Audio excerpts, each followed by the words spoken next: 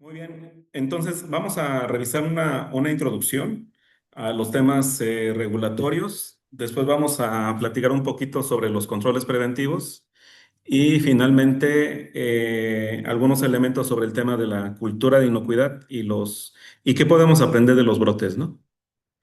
Entonces, de esta introducción, bueno, primero quiero darles un poquito el contexto, ¿no? Eh, Cada país tiene regulaciones que tienen que ver con los alimentos. Se regulan muchos asuntos relacionados a los alimentos porque cuando un alimento está contaminado es un problema de salud pública.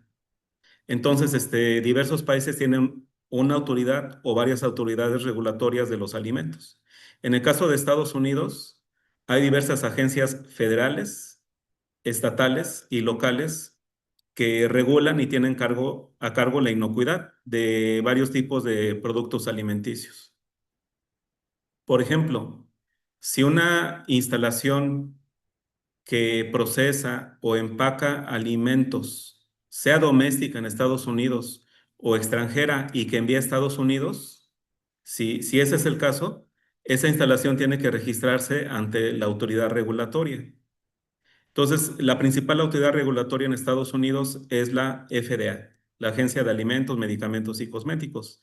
Aquí en el webinar que preparamos para ustedes les estoy dejando algunos enlaces, por ejemplo, ese que dice visite, para que vean ustedes los asuntos regulatorios que tienen que cumplir las empresas que envían alimentos de otro país, por ejemplo, México, a Estados Unidos, ¿sí? Entonces, hay una serie de trámites importantes y regulaciones a cumplir.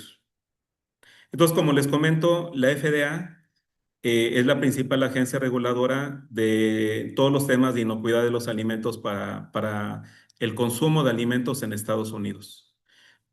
Recuerden que todo esto de la inocuidad es la garantía de que el alimento no lleve algún tipo de contaminante que afecte la salud del consumidor. Entonces, todos los alimentos importados deben cumplir con las leyes de Estados Unidos y las regulaciones de la FDA que sean aplicables. Entonces, si nosotros producimos, empacamos y enviamos mangos de México a Estados Unidos o de cualquier otro país, tenemos que cumplir con esas regulaciones, ¿no? Entonces, la FDA en Estados Unidos regula todos los alimentos que no sean carnes, aves de corral y huevo. Por lo tanto, el mango procesado o fresco, entero, está regulado por la FDA. También es importante que ustedes sepan que existe el Centro para el Control de Enfermedades, conocido por sus siglas en inglés como CDC. Ese centro investiga situaciones donde las personas han consumido un alimento contaminado y causa un brote, donde varias personas tienen síntomas de una infección, una intoxicación por un alimento contaminado. Entonces se hace una investigación epidemiológica de la enfermedad por consumir un alimento contaminado y esa investigación permite pues atender los asuntos de la salud pública de los consumidores, ¿no? Entonces, estas agencias, tanto la FDA, el CDC y más arriba, el Departamento de Servicios Humanos y de Salud, a los que pertenecen la FDA y el CDC, son agencias federales involucradas en el tema de la inocuidad de los alimentos. Déjame silenciar mi celular. Listo. Entonces, aquí también les dejo el enlace para que ustedes conozcan más de lo que tiene que ver con el Centro para el Control de Enfermedades. Tanto el CDC como la FDA se apoyan bastante en todos estos temas de ETAs, epidemiología e investigación de brotes, ¿no? Entonces, las regulaciones de alimentos en Estados Unidos dan una serie de características que debe tener un alimento para que pueda ser consumido, incluyendo que cualquier alimento, sea doméstico o sea producido en Estados Unidos o internacional o sea enviado de otro país a Estados Unidos como México o algún otro país productor de mango, esos mangos como alimento deben ser puros, sanos, seguros para comer, producidos bajo condiciones sanitarias y adecuadamente etiquetados. Déjenme insistir en la parte de seguros para comer. Una característica de seguro para comer para un alimento es justamente que no tenga alguna contaminación física, química o biológica. ¿Ok? Que sean producidos bajo condiciones sanitarias incluye que el ambiente de producción, en la huerta, en el empaque o el procesamiento, asegure la higiene. Porque muchas veces las situaciones de contaminación de un alimento se da por fallas en el manejo higiénico del alimento, ¿no? Y que estén adecuadamente etiquetados incluye que se tenga conocimiento del país de origen. La etiqueta también indique, por ejemplo, una fecha de empacado o de procesamiento, un código de lote. A nivel comercial, existe una convención de etiquetado entre México, Canadá y Estados Unidos, conocido como GS1. Y muchos empaques de mango actualmente etiquetan bajo el estándar GS1, que ayuda a asegurar la trazabilidad. El etiquetado también tiene que ver con el tema de aquellos alimentos que son alérgenos, este, o que tienen ingredientes alérgenos, la etiqueta lo declare para que el consumidor lo sepa, ¿ok?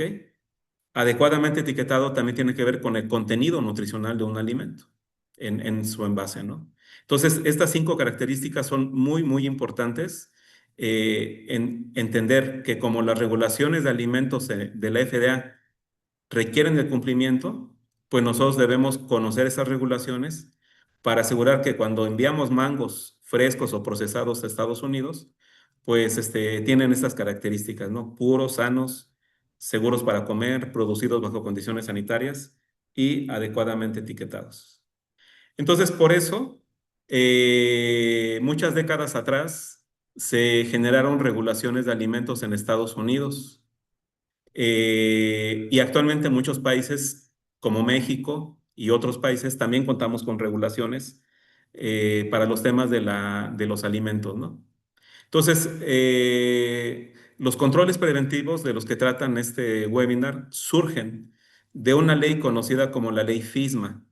En español significa Ley de Modernización de la Inocuidad de los Alimentos en Estados Unidos.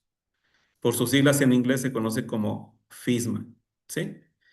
Esta ley es el mayor cambio en las regulaciones alimentarias desde que se estableció una ley previa, conocida como la Ley Federal de Alimentos, Medicamentos y Cosméticos, fíjense, de 1938.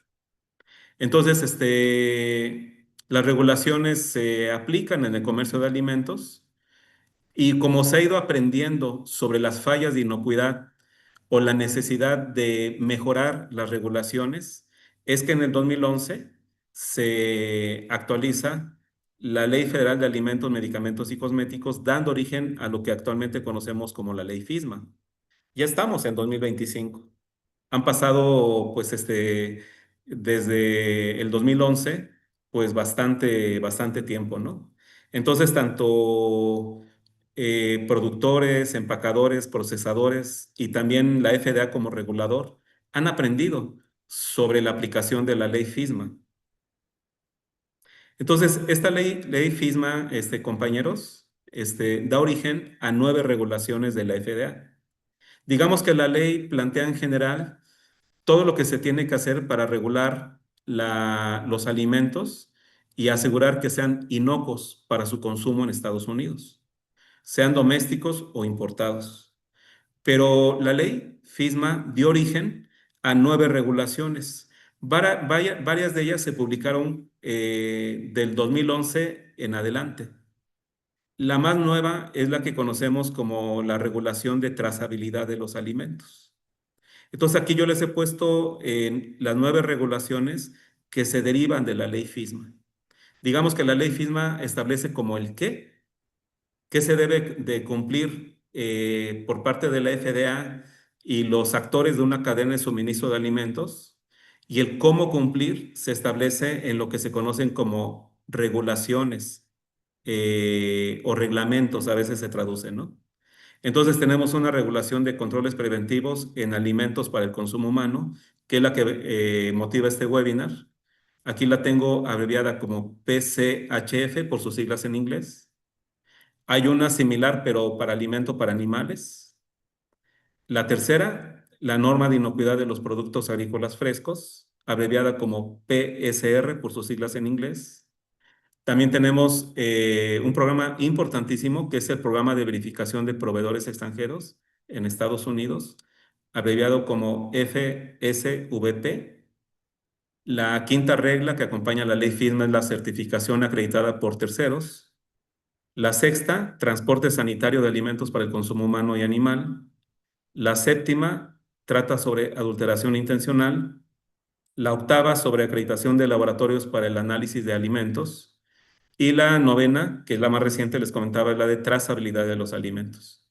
Entonces, a lo largo de una cadena de suministro de alimentos, ya sean frescos o procesados, puede aplicarnos algunas de estas regulaciones a distintos actores de la cadena de suministro o podrían aplicarnos más de una, ¿sí? Entonces, en un momento yo les voy a mostrar un diagramita donde les he puesto cuáles nos aplican, dependiendo de qué tipo de participantes seamos en la cadena de suministro, ¿sí? Más información sobre la regulación de controles preventivos y guías para orientar a la industria la pueden encontrar en el enlace que les he dejado abajo, en azulito, ¿sí? También es importante en este repaso que ustedes sepan que los funcionarios de la FDA, los inspectores de la FDA, cuentan con un manual de investigación de operaciones. Este manual simplemente lo traigo aquí para que ustedes sepan que existe, porque cuando la FDA realiza alguna investigación de un brote, o realiza una inspección a una instalación que procesa o empaca alimentos, esa investigación está basada en un protocolo que se establece en este manual de investigación de operaciones. Aquí les dejo el enlace para que lo puedan revisar. Y este manual explica cómo los investigadores del FDA actúan, qué buscan y qué hacen cuando encuentran un incumplimiento en una instalación de alimentos. Entonces, digamos, las regulaciones, como la de controles preventivos y las otras 8 que les he mostrado en la diapositiva anterior, requieren el cumplimiento. Y la falta de cumplimiento a un requisito puede llevar a una sanción por parte del regulador, que es la FDA. Entonces, todo ese proceso de investigación, inspección, sanción, va orientado con este manual de investigación de operaciones. Vale la pena que nosotros lo conozcamos, ¿sí? Sepamos que existe. Incluso aquí se da la metodología para muestreo durante una inspección, por ejemplo, que se puede hacer en una instalación. O sea, muestreo por los inspectores de la FDA. Ok, entonces, muchas veces las personas tenemos dudas sobre si la FDA certifica el cumplimiento de las regulaciones, de sus regulaciones. La respuesta es no, la FDA no certifica. La FDA puede hacer inspecciones regulatorias y esa inspección regulatoria puede darse a cualquiera de los actores de una cadena de suministro de alimentos, por ejemplo, de mango. Por ejemplo, la FDA puede empezar haciendo una inspección regulatoria al importador y solicitar información al importador del cumplimiento de sus proveedores, que podría ser un procesador de mango, una instalación de empacado de mango o productores de mango, ¿verdad? Y bueno, aquí les he puesto un resumen muy sencillo para que ustedes conozcan que existe un formato 482 donde se notifica una inspección. Entonces, en el caso de las inspecciones de la FDA, para ver el cumplimiento de productores, empacadores, procesadores o importadores de alimentos, si es a una instalación extranjera, se notifica en ese formato 482, notificación de inspección. ¿Qué hace el inspector? Pues compara lo que exige su regulación, por ejemplo, la de controles preventivos en una instalación, a través de entrevistas, revisa documentos y observa los procesos productivos y puede tomar muestras que registran un formato 484. Muestras del alimento, por ejemplo, del mango o de superficies de contacto. Y en un formato 483, cuando termina la inspección, entrega un reporte de inspección que puede tener hallazgos. Se les llama hallazgos a lo que es un incumplimiento con la regulación. Y desde luego la FDA espera que se atiendan esos hallazgos. O sea, se hagan acciones correctivas y se entreguen a la FDA para su revisión. Entonces, esas acciones correctivas, si tuviéramos algún incumplimiento regulatorio, pues tienen que ser completas. La FDA podría decir, necesito hacer una inspección de seguimiento para revisarlas en tu operación o no. Y incluso puede emitirse una carta de advertencia si es que no son atendidas. Entonces, bueno, la FDA no certifica, hace inspección regulatoria y aquí les dejo una nota sobre más o menos de qué trata eso, ¿no? La FDA generalmente inicia las inspecciones regulatorias con el importador americano que recibe el mango de los empaques y las procesadoras mexicanas o de otro país, pero puede también hacer una inspección regulatoria en el extranjero, o sea, un empaque de mango en México, una planta procesadora en México, ¿ok? Una huerta quizás. Entonces, en este diagrama, compañeros, les estoy dejando un resumen.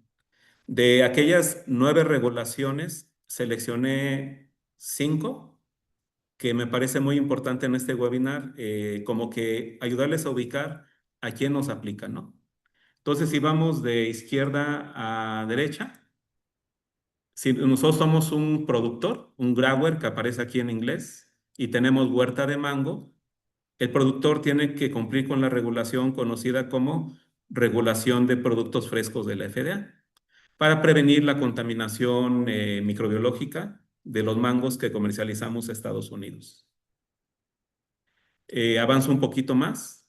Un empaque, por ejemplo, un empaque tendría que cumplir con la regulación de buenas prácticas de manufactura y controles preventivos. También una procesadora. Por ejemplo, si yo me dedico al negocio de deshidratar mango o hacer otras presentaciones de mango procesado, también me tocaría cumplir con la regulación de buenas prácticas de manufactura actuales y controles preventivos. ¿Ok? Los termos, los camiones refrigerados que se llevan el mango fresco o procesado para Estados Unidos, tienen que cumplir con una regulación que se conoce como transporte sanitario. También está dentro de las 9 que les mostraba en unas diapositivas previas. Y siguiendo adelante en la cadena de suministro, después del productor, después del empacador procesador y ya que tenemos el mango fresco o procesado que viaja a Estados Unidos, pues va a llegar a un importador que posiblemente tenga una bodega para distribuir el producto, ¿ok?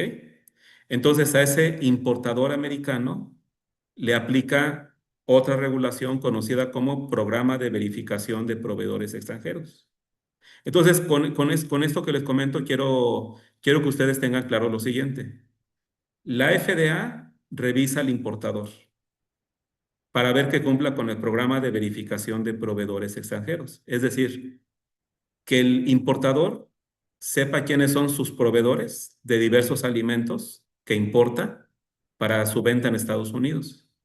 Y que tenga claro el importador a través de un análisis de peligros, qué peligros pueden estar presentes en el alimento que importa a Estados Unidos y que tenga evidencia de que sus proveedores extranjeros, por ejemplo, empaques, procesadores, huertas, cumplen con las regulaciones aplicables.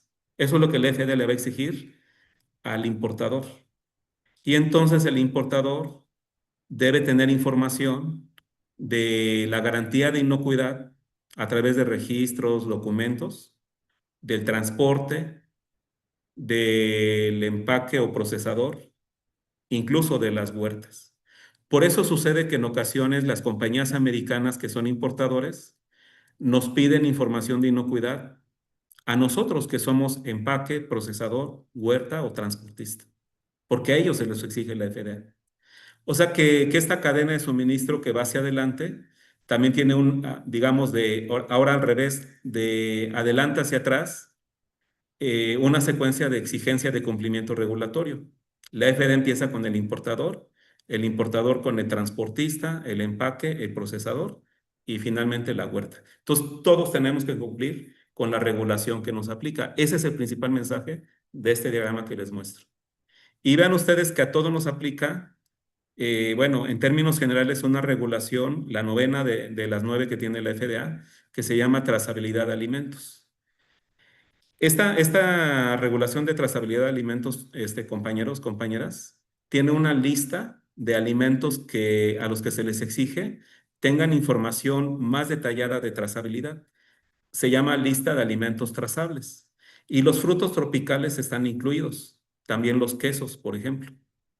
Entonces, dado que el mango es un fruto tropical, está sujeto a la regulación de trazabilidad de alimentos. Entonces, debemos conservar registros que tengan datos críticos de trazabilidad. Por ejemplo, ¿en qué huerta se cosechó el mango que va a Estados Unidos? ¿En qué empaque se empacó? ¿Cuándo se recibió? ¿Cuándo se cosechó? Asignar un código de lote que se vea en las presentaciones comerciales, ya sea una caja de plástico, una caja de cartón o cualquier otra presentación comercial. Entonces, esa trazabilidad va a ayudar a que si alguna vez hay un problema de un brote causado por un alimento contaminado, la FDA puede investigar más rápidamente y pueda atender el problema de salud pública por un alimento contaminado. En cambio, si esa trazabilidad no se da en los distintos actores de la cadena de suministro, pues cuesta más trabajo y van a haber más personas que estén afectadas por un brote por un alimento contaminado. Por ejemplo, mango, que se comercializó con salmonela, por ejemplo, ¿no? Entonces, es muy importante esta regulación también de trazabilidad de los alimentos que nos aplica a los distintos actores de la cadena de suministro cuando nuestro alimento, como el mango, aparece en la lista de alimentos trazables. ¿Ok? Bien, es bien importante entender de las regulaciones de la FDA, de esas 9 regulaciones, qué nos aplica a nivel de las huertas, ¿sí? Entonces, a nivel de las huertas, compañeros, nos aplica la regulación que se llama, en inglés, PSR, en español, Norma de Inocuidad de Productos Agrícolas Frescos, o o regla de inocuidad, depende cómo lo traduzca uno, ¿no? Pero en esencia tiene que ver con una serie de buenas prácticas agrícolas para que el productor analice peligros que pueden presentarse en la producción del mango. peligros biológicos, o sea, microbios patógenos que pueden contaminar el mango. Y identifique cuáles de ellos son significativos, o sea, importantes para prevenir que vayan en el mango contaminado. Entonces, el productor establece buenas prácticas agrícolas para esos peligros significativos y los gestiona. ¿Qué es este concepto de la gestión, compañeros? No es más que una vez que sé qué peligros son significativos, establecer 5 capítulos de la norma de productos agrícolas frescos. El capítulo 1 trata sobre higiene y salud de los trabajadores e instalaciones sanitarias. El segundo, mejoradores biológicos al suelo de origen animal. El tercero, el concepto de cogestión para prevenir la contaminación por fauna doméstica y silvestre. El cuarto, cuidar la calidad microbiológica del agua previa a la cosecha que se usa en la huerta o después de la cosecha, por ejemplo, en el empaque que tiene contacto con la fruta, en el lavado, en el hidrotérmico, en el hidroenfriado. Y el quinto tiene que ver con la higiene de las instalaciones, áreas de almacenamiento, recepción, etcétera, ¿no? Higiene de las instalaciones. Entonces, estos 5 elementos forman parte de lo que el productor debe implementar en la huerta como exigencia del FDA en esta regulación de productos agrícolas frescos. Y estos 5 capítulos de la regulación, compañeros, los supervisa una persona en la huerta, un supervisor de inocuidad, que tiene apoyo de un equipo de gente que trabaja en la huerta. De tal manera que higiene, si se usaran mejoradores al suelo de origen animal, la contaminación por animalitos en la huerta, la calidad del agua, la higiene de las instalaciones, todo eso se ha monitoreado, se realizan acciones correctivas, se verifique y se conserven registros. ¿Por qué? Porque cuando el importador puede solicitar información al empaque y el empaque al productor, si nosotros estamos alineados con la regulación que aplica a nivel de huertas, vamos a poderle dar esta información al empaque. Y el empaque se lo va a poder dar al importador y el importador va a poder mostrar que sus proveedores extranjeros en México de mango cumplen con la regulación. En cambio, si nosotros no hacemos este elemento de la gestión, o sea, no monitoreamos la higiene, la calidad del agua, etcétera, etcétera, pues puede ser que se niegue el ingreso de nuestra mercancía a Estados Unidos, porque no estaríamos demostrando el cumplimiento regulatorio que se le exige primero al importador y el importador a nosotros. Esta regulación, compañeros, está principalmente centrada en temas de prevenir contaminación con patógenos humanos que pueden causar enfermedades transmitidas por alimentos. Por eso se regula agua, mejoradores al suelo de origen animal, higiene de los trabajadores, higiene durante la cosecha, intrusión animal que pueda contaminar el cultivo, contar con instalaciones sanitarias y que se usen. Todo eso, ¿sí? Bien, quise dar este antecedente de lo que aplica a las huertas porque miles de huertas son las que tenemos en México, donde se cosecha mango que va a Estados Unidos. Entonces, eso es lo que nos aplica principalmente a las huertas, ¿no? Y ahora me paso a la sección 2 que tiene que ver con qué son los controles preventivos. Aquí les he puesto una línea de tiempo porque para entender lo que actualmente llamamos controles preventivos en la regulación de la FDA, tenemos que entender cuál es el origen de estos temas de la inocuidad alimentaria. Entonces, los orígenes tenemos que irnos a una herramienta previa a los controles preventivos conocida como HACCP. En español, análisis de peligros y puntos críticos de control. Entonces, de cuando iniciaron los sistemas HACCP hacia 1959, o sea, estamos hablando ya del siglo pasado, a la actualidad, 2025, que tenemos una regulación de controles preventivos, pues ha habido una evolución regulatoria importante, tanto en Estados Unidos, en México y en otros países. No voy a comentarles a detalle esta línea de tiempo, se las dejo para que ustedes la chequen, pero sí voy a comentarles algunas situaciones principales. Este, para la misión a la Luna, se buscó que los alimentos que se les daba a los astronautas no fueran contaminados. Entonces, se crea ahí los sistemas HACCP por la NASA, los laboratorios NATIC de la Armada en Estados Unidos y una compañía de alimentos conocida como Pillsbury. De hecho, existe todavía la compañía. Se logra con éxito que los astronautas a la Luna no se enfermen porque los alimentos se prepararon basado en este sistema HACCP. Y años después se da a conocer el sistema a la industria de los alimentos. Entonces, como la industria de los alimentos empieza a conocer la metodología HACCP, la adopta para producir otros alimentos procesados. Y desafortunadamente en Estados Unidos se dan descuidos en la producción de ciertos alimentos. En el 72 hay un descuido en la producción de sopa de papa enlatada y muere gente que la consume contaminada con una bacteria patógena, Clostridium botulinum se llama. Entonces, a raíz de que se dan ciertos brotes de alimentos contaminados, la FDA empieza a generar regulaciones basadas en los sistemas HACCP, porque se entiende que si había funcionado esto para la producción de alimentos para los astronautas, debería de funcionar para producir alimentos para la población. Porque recuerden que el tema de la inocuidad es un tema de la salud pública. Entonces, el regulador de los alimentos en Estados Unidos tiene que proteger al consumidor americano. Entonces, en el 72, se crea una regulación de HACCP para alimentos enlatados, levemente ácidos. En el 79, una más. Para alimentos acidificados. Y en el 89 se publica la guía, que es la guía más conocida en Estados Unidos sobre los sistemas HACCP.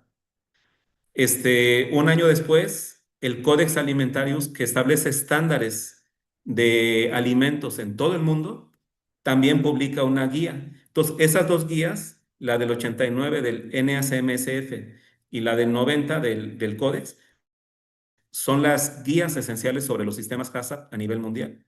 Se publica una regulación más en Estados Unidos sobre alimentos marinos basados en HACCP. Se actualiza la guía del NACMF en el 97. En el 99, en Estados Unidos se publica una guía basada en HACCP para lo que ahora llamamos buenas prácticas agrícolas para productos agrícolas frescos.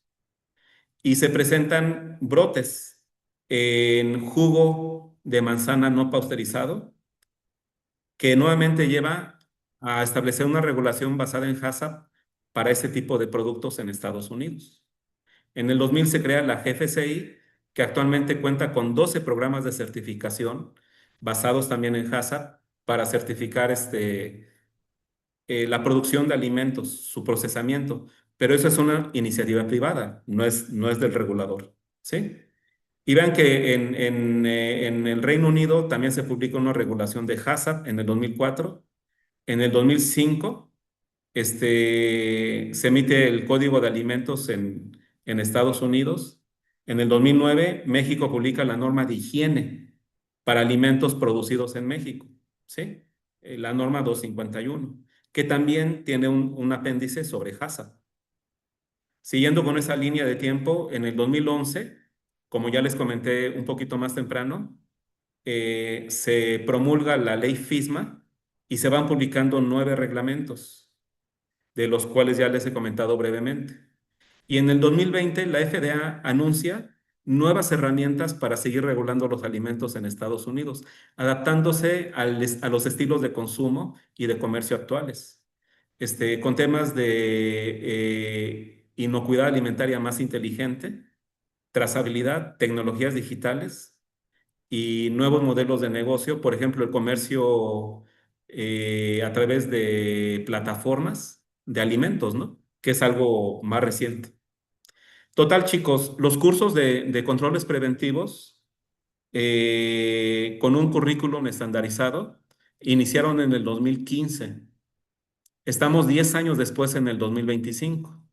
Y resulta que este año, apenas hace unos pocos días, se acaba de liberar para el público la nueva versión del entrenamiento de controles preventivos que deben tomar las personas que están a cargo de los temas de inocuidad en plantas procesadoras, en plantas empacadoras que exportan a Estados Unidos alimentos. Entonces, este entrenamiento es el entrenamiento que se le otorga a las personas que son conocidos como PCQIs, individuos calificados en controles preventivos, que aplican la regulación de controles preventivos en el procesamiento, empacado de alimentos que van a Estados Unidos, ¿no? Entonces, a través de ese entrenamiento, mucha gente en el mundo, tanto en Estados Unidos como en otros países como México, al momento que tomamos el entrenamiento, pues entendemos la regulación para aplicarla, ¿sí? Les doy todo este antecedente para entender que los controles preventivos en Estados Unidos reflejan la evolución de los sistemas HACCP que empezaron en 1959.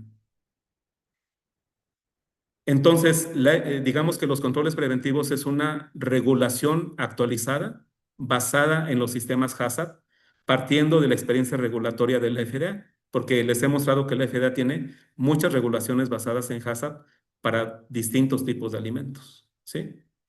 Y como los cursos para conocer la regulación iniciaron desde el 2015 con la FISCA, la Alianza para este entrenamiento de controles preventivos, ya tenemos 10 años de aprendizaje de la regulación. La FDA ya tiene 10 años de aprendizaje. Entonces, por eso los entrenamientos han sido actualizados. Y bueno, algunas personas han iniciado a tomar los entrenamientos con la nueva versión. No es obligatoria, es recomendable tomar el entrenamiento con la nueva versión 2 de la capacitación. Pero mucha gente que ha tomado el entrenamiento en la versión previa está aplicando un plan de inocuidad basado en controles preventivos en empaques y plantas procesadoras, lo cual pues es muy importante para cuidar el suministro de alimentos inocuos. Ahora, la regulación de controles preventivos tiene que ver con buenas prácticas de manufactura. Esas prácticas de manufactura, a nivel del Códex Alimentarios, compañeros, se les conoce como buenas prácticas de higiene. Tienen que desarrollarse, implementarse y mantenerse en la empresa, con el liderazgo de una persona a cargo, que le llamamos PCQI, para que entregue alimentos inocuos. Y entonces, estas buenas prácticas de manufactura apoyan al control de peligros potenciales. Esos peligros potenciales pueden venir de las personas que manipulamos alimentos. Por ejemplo, al manipular alimentos con nuestras manos sucias o materias primas e ingredientes que vienen contaminados de nuestro proveedor. O bien, se pueden contaminar los alimentos por fallas en la limpieza y mantenimiento del ambiente de trabajo, pisos, desagües, línea de procesamiento o línea de selección y empacado. Fallas en limpieza y mantenimiento pueden contaminar los alimentos. O bien fallas durante el almacenamiento y la distribución.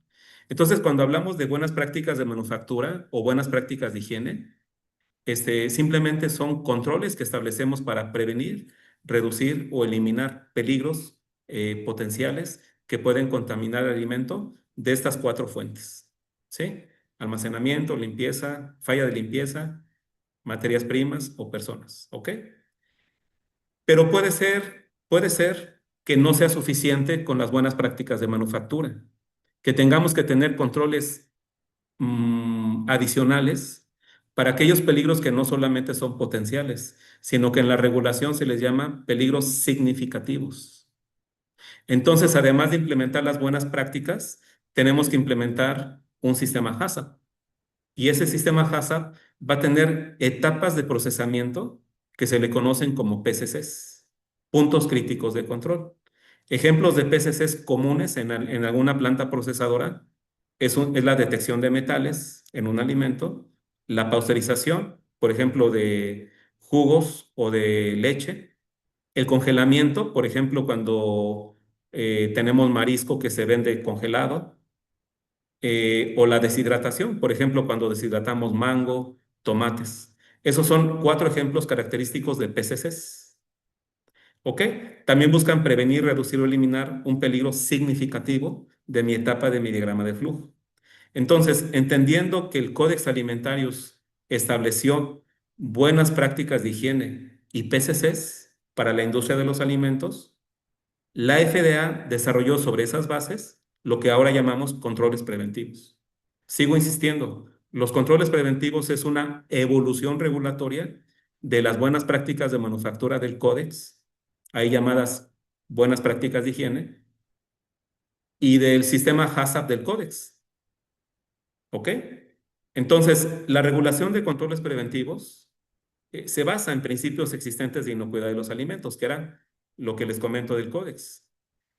Y estos controles preventivos buscan finalmente reducir el riesgo para las empresas y para la población.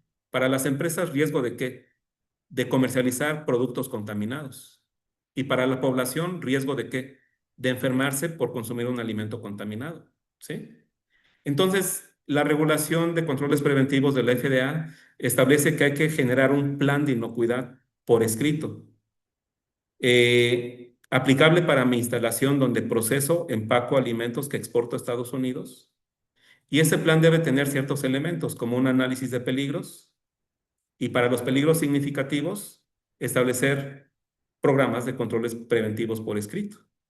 Esos programas deben tener gestión. Y recuerden que la gestión, compañeros, incluye procedimientos que se aplican para monitoreo, acciones correctivas, verificación y registros para demostrar que sí cumplo con la regulación. Y siempre que yo establezco un control preventivo, alguno, obligatoriamente también tengo que establecer un plan de retiro de producto del mercado. ¿Sí? Entonces, esta es la esencia de la regulación. Ahora, no solamente hay que tener el plan por escrito, tengo que implementarlo. Eso es lo más importante. Implementarlo, llevarlo a la práctica.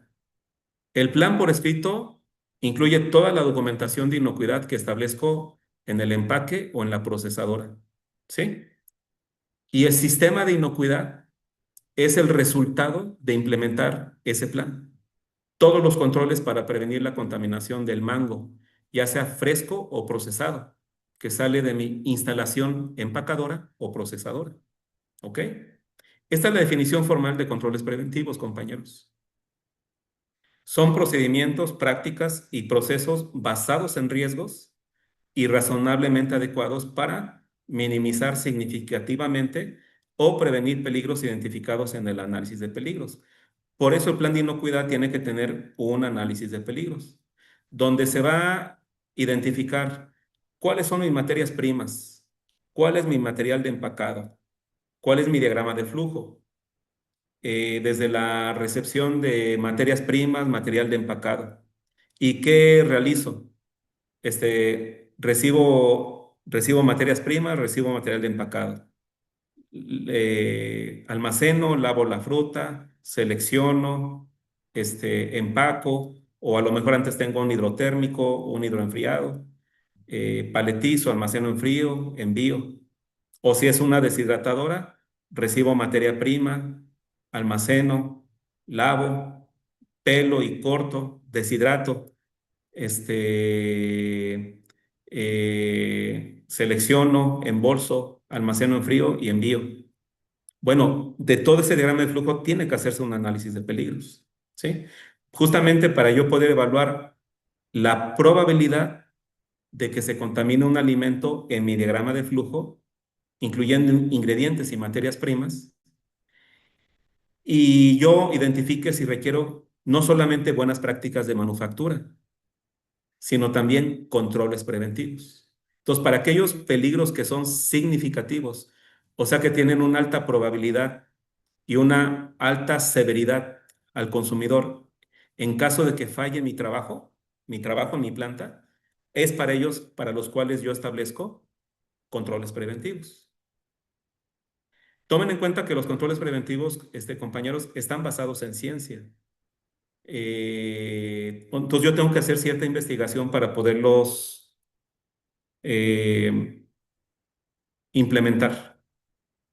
Entonces, la regulación de controles preventivos de la FDA requiere que la instalación identifique e implemente controles preventivos para garantizar que cualquier peligro que haya sido identificado y que requiera un control se minimiza, se reduce significativamente o incluso se va a evitar. Entonces, estos controles preventivos hemos comentado ya que toman en cuenta lo que en los sistemas HACCP llamábamos PCCs, puntos críticos de control. pero no solamente estos. Resulta que la regulación establece, además de los PCCs, de los antiguos sistemas HACCP, otro tipo de controles preventivos, ¿sí? Y estos controles preventivos, recuerden, siempre tienen que estar documentados. Su monitoreo, su acción correctiva, su verificación, tienen que estar documentados.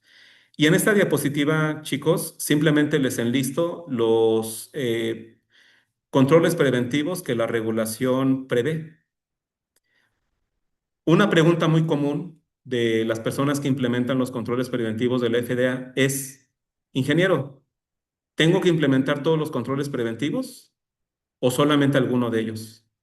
¿Dónde encontramos respuesta a esta pregunta frecuente? La encontramos en nuestro análisis de peligros. Como parte de la metodología de la implementación de los controles preventivos, tenemos que hacer un análisis de peligros de mi producto, del mango que yo empaco, del mango que yo proceso. Y ese control preventivo, perdón, y ese análisis de peligros ayuda a identificar ingredientes, material de empacado y mi diagrama de flujo de mi instalación desde recepción hasta embarque o envío. Voy a evaluar en cada etapa de proceso la probabilidad y la severidad de que un peligro significativo se presente, biológico, químico, físico, incluso los económicamente motivados que pueden afectar la inocuidad. Entonces, yo como PCQI, que conozco la regulación, que tomé un entrenamiento sobre el tema y que sé que en Nemex se hace un esfuerzo muy importante con Liz de desarrollar estos entrenamientos para ustedes. Entonces, una vez que he tomado el entrenamiento, repaso la metodología para poder determinar en mi empresa cuál de estos 4 controles preventivos me aplica. Por ejemplo, control preventivo de proceso. Es lo que llamamos en los sistemas HACCP PCCs. Entonces, por ejemplo, una planta procesadora de mango, posiblemente después del deshidratado, mida la humedad que tiene el mango deshidratado. Y el control de la actividad de agua, la AW, se convierte en un PCC, por lo tanto es un control preventivo de proceso, por ejemplo. O puede ser que una procesadora de mango cuente con un detector de metales o un detector de rayos X para control de objetos extraños que caen en el mango deshidratado que se envasa. Bueno, entonces en ese caso, ese control preventivo de proceso sería el detector de metales y puede ser un PCC de un sistema HACCP. Ok, el control preventivo de alérgenos alimentarios solamente sería aplicable cuando nosotros tenemos un ingrediente o una materia prima de un alimento que vendemos a Estados Unidos que está regulado como alérgeno. Hay 9 alérgenos regulados. Por ejemplo, soya, cacahuate, nueces de árbol.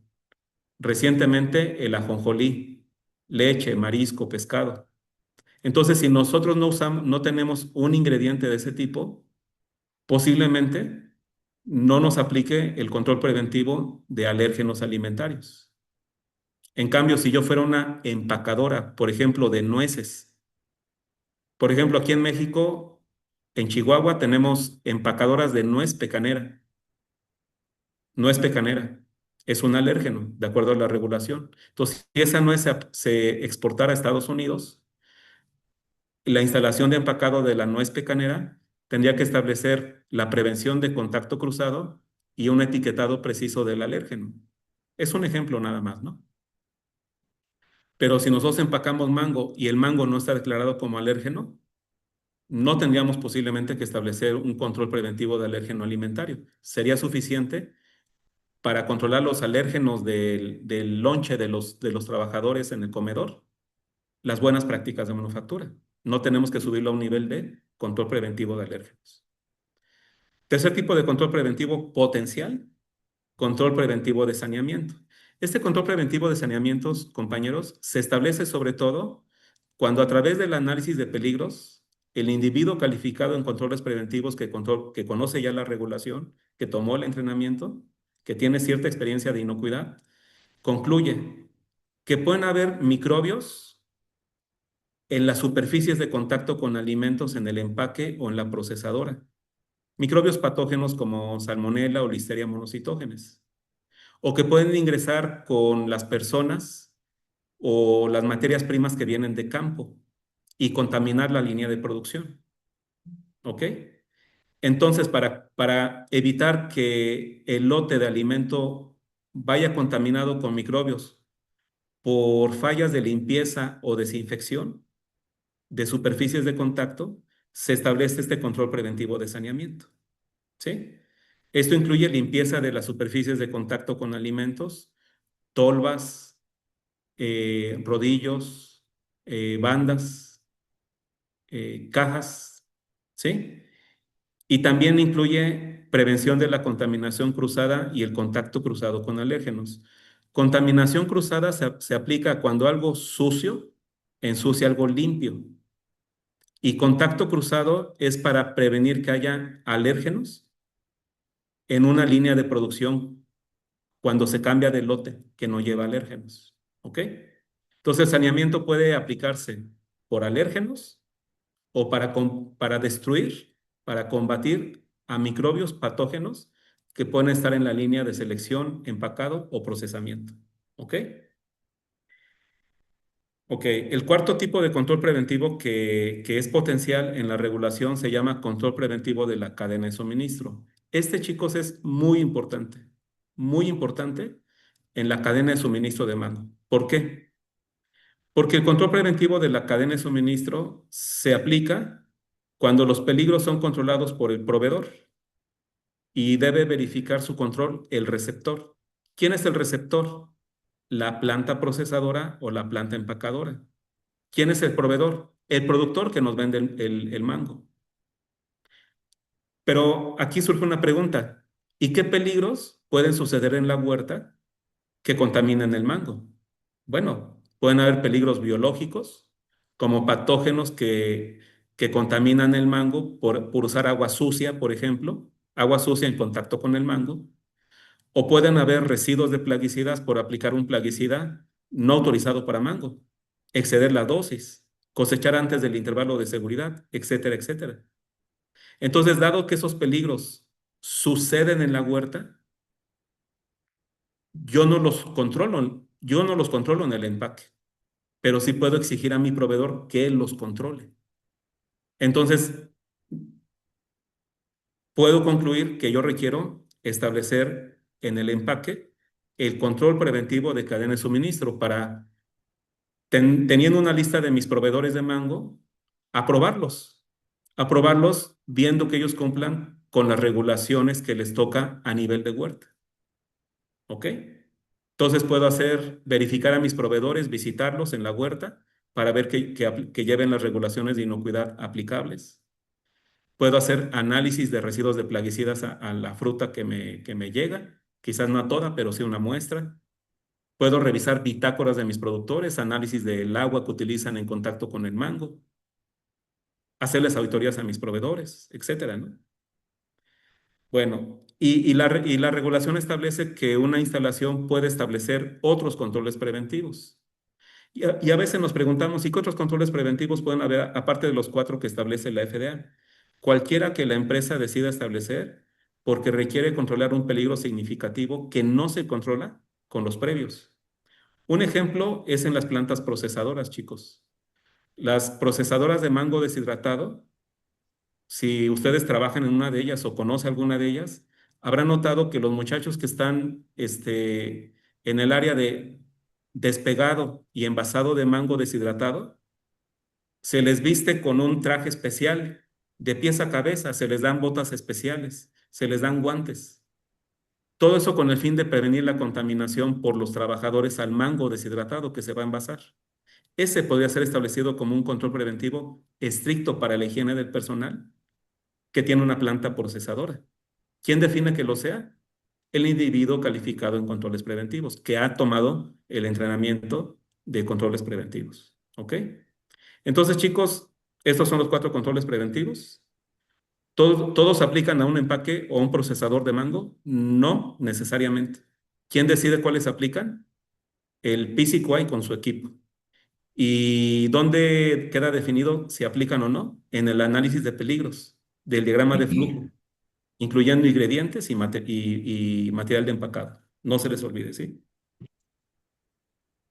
Bien, entonces con todo esto que hemos repasado en esa diapositiva, aquí les he colocado un resumen de la regulación. La regulación que estamos repasando, recuerden, se llama Regulación de Controles Preventivos y Buenas Prácticas de Manufactura. Entonces, en rojo les muestro los 4 controles preventivos que pueden darse. Los establece un individuo calificado, un PCQI, un individuo calificado en controles preventivos, con el apoyo de un equipo, que hacen un análisis de peligros, identifican peligros físicos, químicos, biológicos y económicamente motivados, que son significativos, que pueden afectar la inocuidad. Establecen controles preventivos, cualquiera de los que están en rojo, del 1 al 6, y al implementarlos tienen que gestionar esos controles preventivos. O sea, guardar evidencia de que todos los días en la operación están monitoreándolos, están haciendo acciones correctivas, verificándolos y conservando registros. Aquí quiero comentarles que solamente los controles preventivos de proceso, o sea, los PCCs, requieren de manera obligatoria una validación, mientras que los demás controles preventivos, la validación es recomendada. Y recuerden, siempre que haya un control preventivo establecido, tiene que haber un programa de retiro. Entonces, estos peligros que aparecen abajo a la izquierda son los que controlan los controles preventivos en su instalación. Microbios patógenos, virus, bacterias, protozoarios patógenos, incluso otros peligros como físicos, químicos o los económicamente motivados que afectan la inocuidad. Y se puede incluir el monitoreo ambiental como parte del control de saneamiento, o sea, muestreo y análisis para buscar y destruir patógenos como salmonela o listeria, por ejemplo. ¿Ok? Y finalmente, ya que hemos repasado los controles preventivos, quiero pues compartir con ustedes algunos elementos sobre el tema de la cultura de inocuidad y el aprendizaje de los brotes alimentarios. ¿A qué llamamos brote alimentario? Son 2 o más casos que resultan de ingerir un alimento similar, el mismo alimento, pero contaminado. En esta diapositiva les muestro un resumen de brotes por patógenos humanos asociados solo a frutas y vegetales. Esto nos ayuda a entender qué tipo de microbios patógenos llegan a contaminar alimentos cuando fallan las buenas prácticas agrícolas, las buenas prácticas de manufactura y los controles preventivos, cuando falla el transporte sanitario, incluso. ¿Sí? Entonces vean que muy diversos frutas y vegetales han sido contaminadas. Germinados con E. coli O104H4, cebollines con virus de hepatitis A, hace algunos meses ya, fresas orgánicas con virus de hepatitis también. Pero del lado izquierdo les muestro pepinos, cebollas, chiles, almendras, germinados, tomates, duraznos, papayas, cilantro, melones, sandías y llego al mango. Ya hubo un brote en Estados Unidos hace ya varios años por una empresa que envió mangos contaminados con salmonela. ¿Sí? Ahí hay una discusión de cómo se dio el caso, pero bueno, el caso es que está reportado. Entonces, lo que yo quiero simplemente aquí comentar es que si nos dedicamos a los alimentos, tenemos que cumplir con regulaciones, incluyendo las de inocuidad, para garantizar que el alimento no contamine al consumidor cuando lo lleva a su mesa. Si fallamos en el cumplimiento con las regulaciones, hay consecuencias negativas. Primero, para el consumidor, porque va a tener una enfermedad transmitida por alimentos. Y algunas enfermedades por alimentos, compañeros, pueden ser muy severas.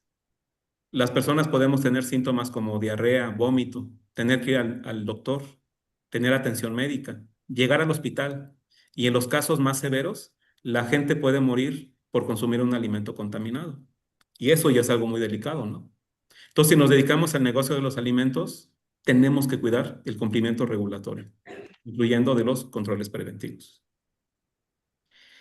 Por eso, la FDA ha colocado herramientas de consulta en su página, incluyendo un reporte de alimentos reportables, Yo hice una búsqueda en ese reporte, aquí les dejé el enlace, para ver en los últimos 12 años eh, qué se reporta en la FDA de contaminación de frutas y vegetales consumidas en Estados Unidos. Y vean que los brotes coinciden con los reportes de alimentos reportables. Frutas y vegetales contaminadas con E. coli patógena, Listeria monocytogenes y Salmonella, pero también algunos alérgenos no declarados y sulfitos no declarados que se usan para que no se, digamos, no se echen a perder ciertas frutas o vegetales. Entonces, esta es una preocupación de nosotros. Y además, a partir de enero de este año, enero de 2025, la FDA puso a disposición del público una guía de peligros con 16 categorías de alimentos. Y una de estas categorías son las frutas. La tabla 1H, página 529 de la guía, es una guía muy amplia, establece qué puede contaminar a frutas. Y vean ustedes que frutas que están enteras, eso que dice RAC, RAC, son productos agrícolas frescos crudos, enteros, papayas enteras, mangos enteras. La FDA reconoce que pueden contaminarse nuevamente con E. coli patógenas, salmonella, listeria monocytogenes, pero también algunos parásitos o virus, dependiendo del caso. Entonces, quiere decir, chicos, que todos los responsables de inocuidad, todos los PCQIs que trabajamos en empaques, en procesadoras de mango, deberíamos tomar en cuenta esta guía para elaborar nuestro análisis de peligros. Sería preocupante, diría yo, si alguien de nosotros no ha tomado en cuenta estos patógenos específicos para frutas y vegetales enteras y aterrizarlo en nuestro análisis de peligros específico de nuestra instalación. Entonces, esta es una guía muy importante que hay que tomar en cuenta nosotros, ahora que ha sido actualizada y publicada, actualizada por la FDA a partir de enero 2025. Y como parte de las estadísticas de los brotes, aquí les dejo un historial del 2014 al 2024 y en la última columna con el total de, perdón, no son brotes, son retiros. Todos los retiros en Estados Unidos, causados por alérgenos no declarados, patógenos y material extraño. Entonces, yendo de abajo hacia arriba, material extraño son peligros físicos, patógenos en alimentos que causaron un retiro de un alimento que no se pueda seguir vendiendo en el mercado en Estados Unidos, patógenos, peligros biológicos, y alérgenos no declarados serían peligros químicos. Entonces vean que en distintos años siempre han habido retiros. Entonces, la falla regulatoria tiene consecuencias comerciales, porque cuando un alimento es retirado, no se puede seguir comercializando. Claro que eso daña la economía de la cadena de suministro. Desde luego daña al consumidor, por eso tiene que ser retirado. ¿Ven ustedes por qué la regulación requiere que tengamos nosotros entonces obligatoriamente, si establecemos un control preventivo, además tenemos que tener obligatoriamente un plan de retiro para activarlo cuando sea necesario, para evitar que se dañe la salud pública del consumidor en Estados Unidos? Por ello, finalmente, aquí tengo un resumen nuevamente del Códex Alimentarios, del estándar de higiene del Códex Alimentarios que se actualizó 2022-2023 y que ahora establece ciertos elementos de un sistema de higiene de los alimentos exitoso. Ese sistema de higiene es lo que en la regulación se llama sistema de inocuidad. Es el resultado de establecer las buenas prácticas de manufactura y los controles preventivos. Entonces, si nosotros queremos que nuestro sistema de inocuidad sea eficaz para entregar alimentos seguros al consumidor, tenemos que promover una cultura de inocuidad alimentaria positiva. Y esa cultura de inocuidad alimentaria positiva, chicos, tiene que ver con influir en las personas que trabajan en nuestra empresa, que trabajan en el empaque, en la procesadora, logrando que haya compromiso desde los dueños y directivos y todo el personal con los temas de la inocuidad. O sea, que sea normal que la gente se lave las manos, que sea normal que la gente limpie sus áreas de trabajo, que sea normal revisar el tema de los residuos de plaguicidas, que hay o no hay en la fruta, que sea algo normal, asignar un presupuesto para los temas de inocuidad de la operación de nuestra instalación, ¿sí? Un segundo elemento para una cultura alimentaria positiva es el liderazgo para guiar y comprometer. ¿Y quiénes tienen que ejercer ese liderazgo, chicos? Los dueños de la empresa, los gerentes de cada área, pero también los PCQIs.